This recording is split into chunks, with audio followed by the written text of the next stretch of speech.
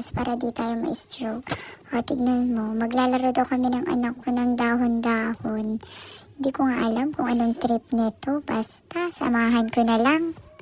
Andito din sa dagat ang aking food rockels na nanghuhuli ng maliit na chicken manok na ayaw magpahuli talaga. O, ayan, sige. Sige, bad trip na ang food rockels ko. O, ayan, sa wakas, nahuli na niya. Apakakulit mong chicken manok ka. O, ayan.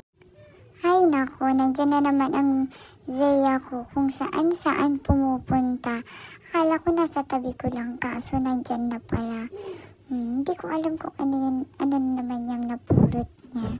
Sige, patingin-tingin. Gusto atang maligo. Kasi hindi ko pinapayagan yun eh. Kaya tinawag ko dyan. Lalapit yan. Bulaga.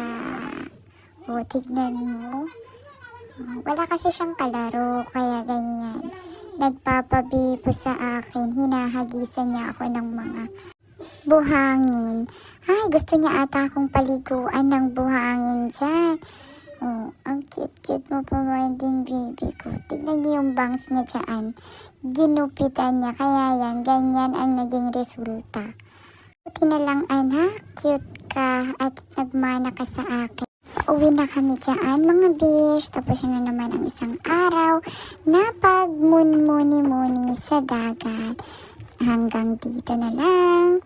Paalam, kaibigan.